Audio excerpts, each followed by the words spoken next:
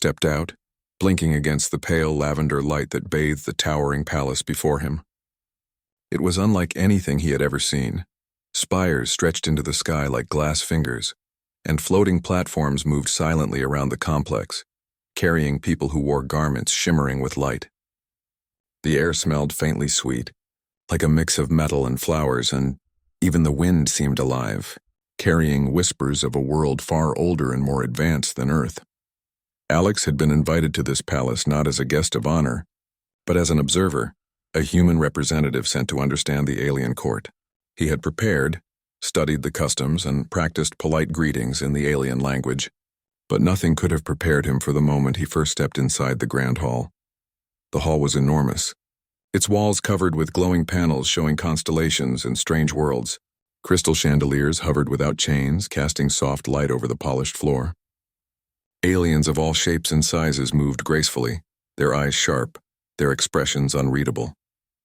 Many glanced at Alex, their curiosity hidden behind practiced neutrality, while others whispered among themselves, clearly intrigued by the human who dared step into their world.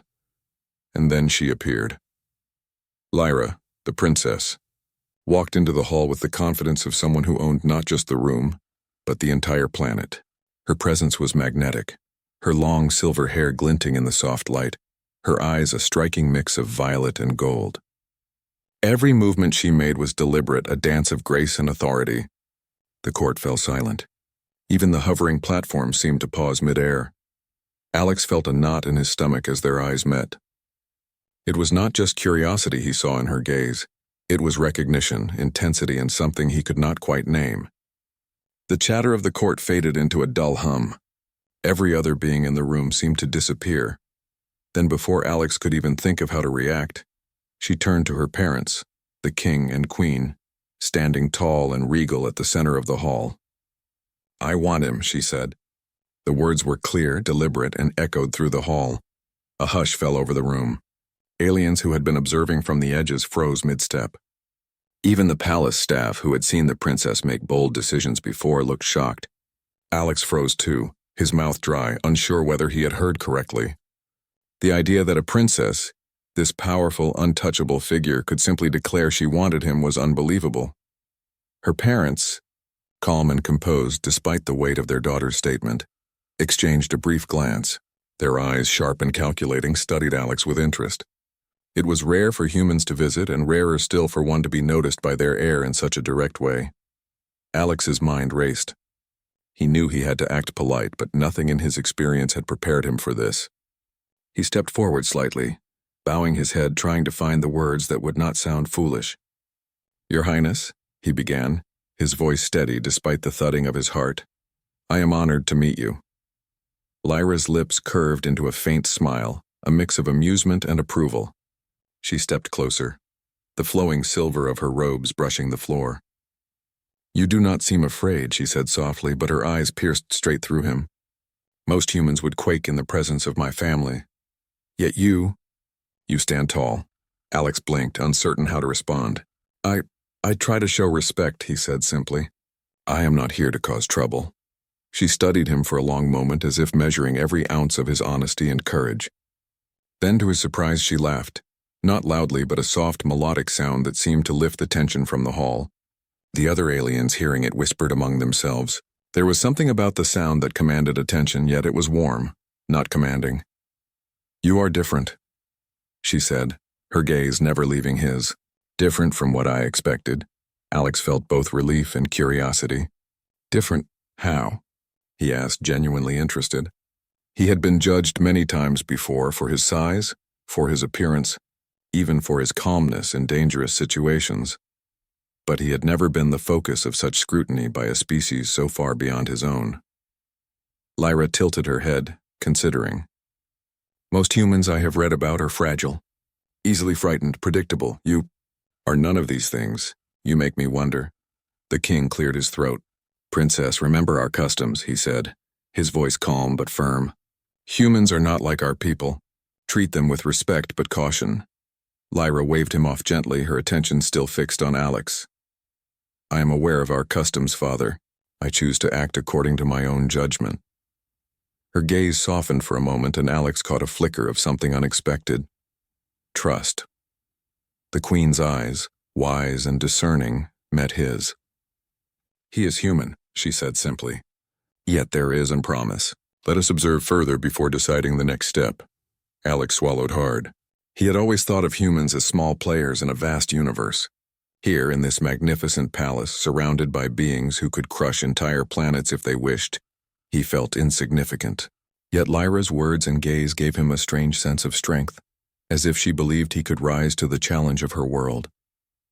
For the next hour, Alex moved through the palace under Lyra's quiet guidance. She introduced him to the wonders of her world. Libraries containing knowledge older than Earth itself, gardens with plants that glowed in rhythm with the planet's energy, and chambers where alien scholars demonstrated technology that made human science seem primitive. All the while, Lyra stayed close, occasionally asking him questions about Earth, about humans, about what made him different. Each answer he gave, simple and honest, made her laugh or nod thoughtfully.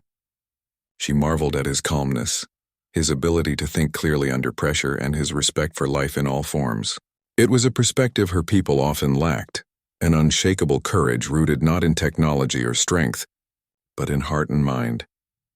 As they reached the palace's central observation deck, overlooking a sprawling city of lights and floating vehicles, Lyra turned to him with a smile. "You see this world," she said, her voice low and serious. "It is beautiful, but it is not perfect. My people are proud, yet often blind to what truly matters. I think you could help me show them another way?" Alex felt the weight of her words. It was more than an invitation.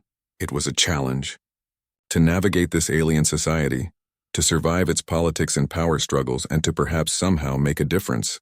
He had never imagined he would be here, let alone have the princess herself see potential in him. Suddenly, alarms blared throughout the palace, red lights flashing across the walls. A security breach had been detected.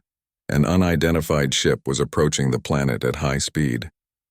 Alex instinctively reached for the nearest console, his mind racing through possible solutions. Lyra's hand rested lightly on his arm. "Do you know what to do?" she asked, calm but with a spark of excitement in her eyes. "I think so," Alex replied. He quickly accessed the defense systems, his human logic cutting through layers of alien technology.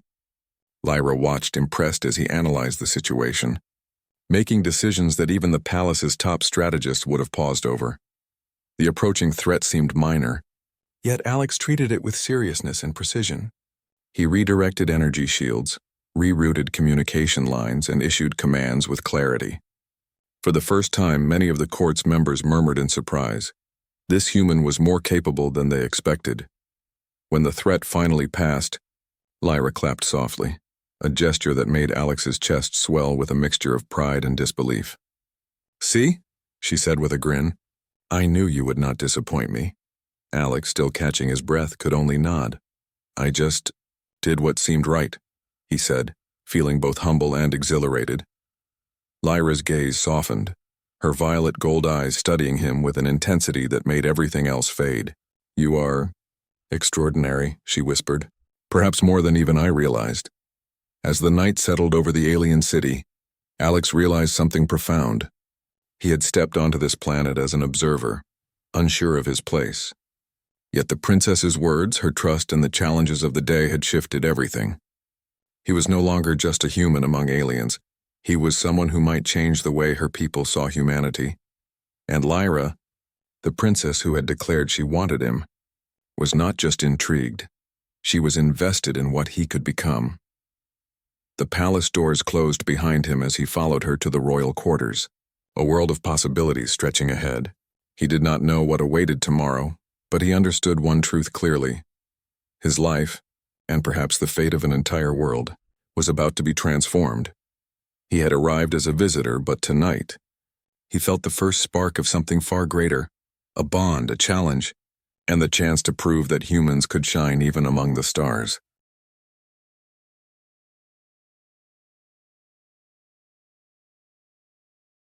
Human room he had ever seen.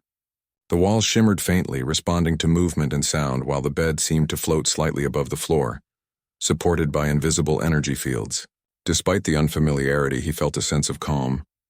Last night's events had left his mind racing, but in a good way. Lyra had been at his side almost constantly since their meeting. Her curiosity about humans was endless, but so was her confidence in him. She did not hide her interest, and Alex could not deny the growing respect and fascination he felt toward her.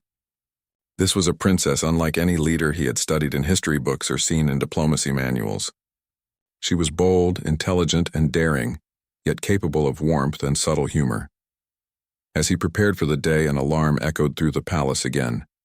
Red lights flashed faintly, not with the urgency of last night, but with a warning nonetheless. Alex and Lyra moved to the observation deck where the city stretched beneath them, alive with flying vehicles and bustling streets.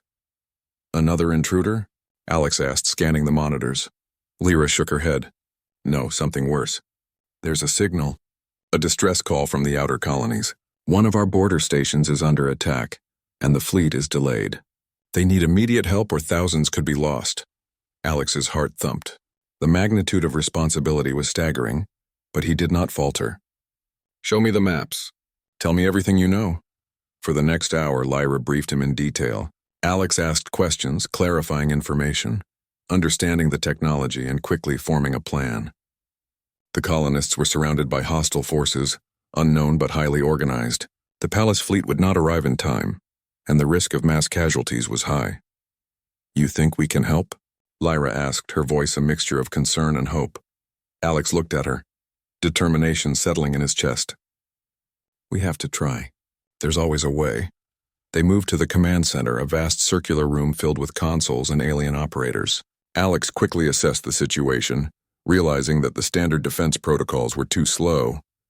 Using a combination of human improvisation and guidance from Lyra's technical officers, he rerouted energy shields, modified communication frequencies, and suggested evasive maneuvers for the colony ships.